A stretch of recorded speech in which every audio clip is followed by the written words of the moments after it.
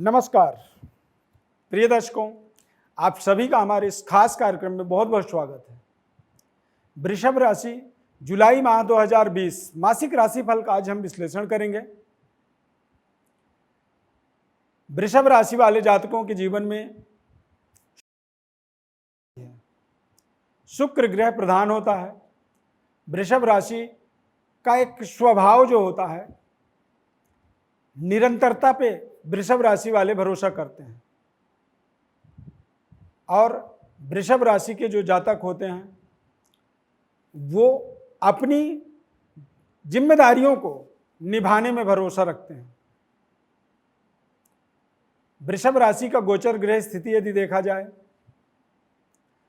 द्वितीय भाव में द्वितीयस्थ जो है सूर्य बुध राहु की युति बनेगा।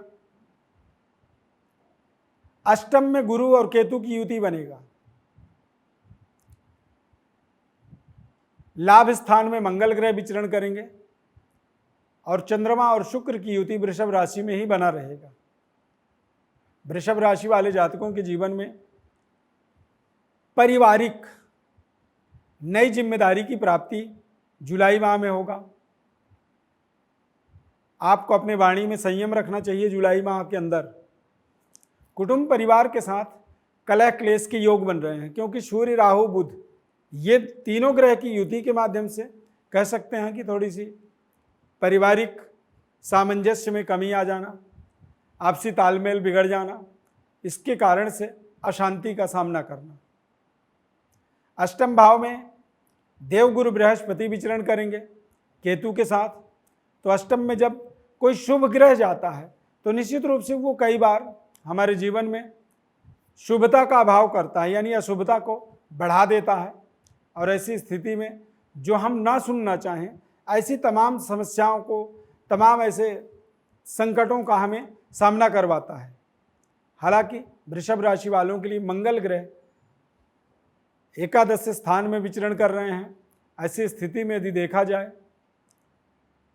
तो कुटुंब परिवार का ग्रोथ, यानी कि नए मेहमान का आपके परिवार में आगमन हो सकता है। रुके हुए धन संपदा को आप प्राप्त कर पाएंगे जुलाई माह के अंदर। सरकार की तरफ से आपको सहयोग मिल सकता है। अचानक आपके व्यवस्था में एक बड़ी बदलाव कह सकते हैं मंगल ग्रह के माध्यम से बन सकता है। पिता के द्वारा या सरकार के द्वारा आपको आर्थिक सहयोग की प्राप्ति का योग बन रहा है। अचानक देश विदेश की यात्रा भी आपको जुलाई माह में करनी पड़ सकती है। जुलाई माह में 3 जुलाई को गुरु पूर्णिमा का पर्व मनाया जाएगा।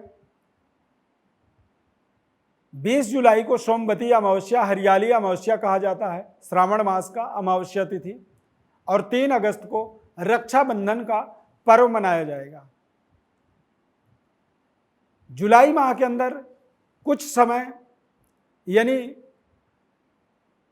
कुछ समय जो है आषाढ़ मास का रहने वाला है और बाकी पूरा श्रावण मास रहेगा। श्रावण मास में भगवान शिव की आराधना स्तुति की जाती है। हरिहरात्मक, यानी हरि और हर, यानी शिव और विष्णु।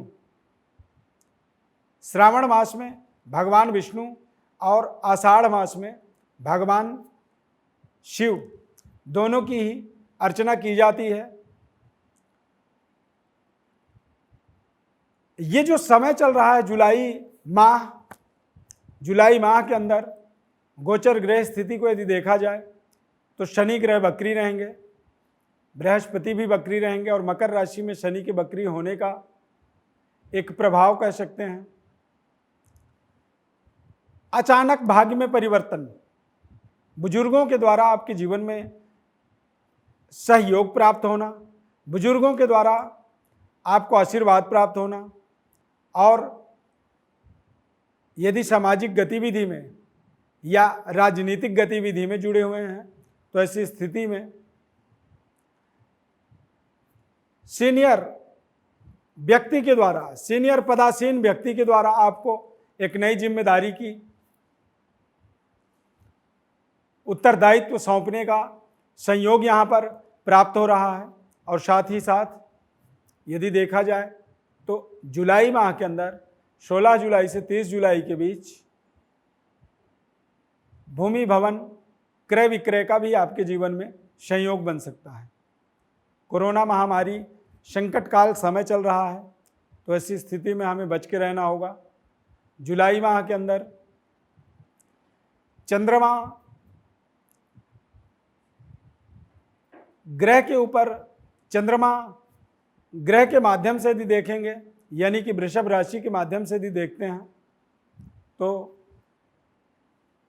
हमारे जीवन में इनका जो प्रभाव पड़ने वाला है, कष्टकारक परिस्थितियों का कई बार हमें सामना करना पड़ता है। और साथ ही साथ देखा जाएगा कि श्रावण मास के अंदर हमारे जो प्रयास होंगे, जो हम कोशिश कर रहे होंगे, उनमें हमें ज़्यादा कोशिश करना पड़ेगा। यानी हमारी संघर्ष का एक बढ़ावा कह सकते हैं कि बनने का योग दिख रहा है।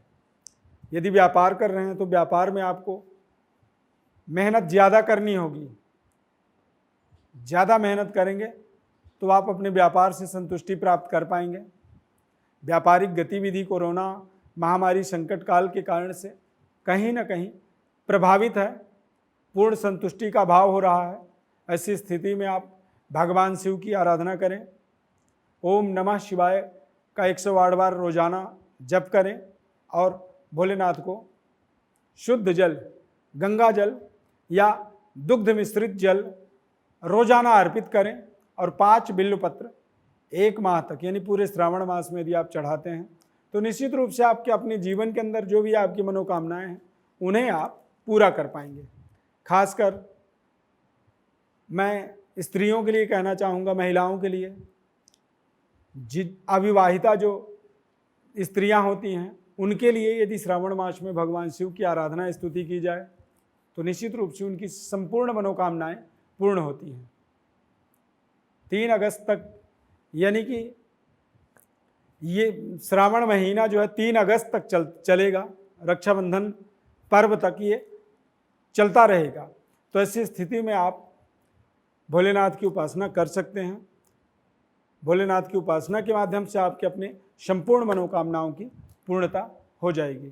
प्रिय दर्शकों, हमारे इस चैनल को आप जरूर सब्सक्राइब करें, लाइक करें, बेल के बटन को क्लिक करें, निरंतर जुड़े रहें। यदि आपके जीवन में कोई समस्या है, कोई सवाल है, तो हमारे इन नंबरों पर आप कॉल कर सकते हैं या फिर हमारे व्हाट्सएप नंबर पर आप मैसेज करें, अपने बर्थ डिटेल्स भेजें। हमारे तरफ से हमको आपको कॉल करेंगे और संपूर्ण आपको विश्लेषण बताएंगे, जानकारी देंगे और आप अपने जीवन की जटिल से जटिल समस्या का भी समाधान कर पाएँ। निःशुल्क रूप से सारी जानकारी हम आपको प्रदान करेंगे। बहुत बहुत धन्यवाद। जय माता दी।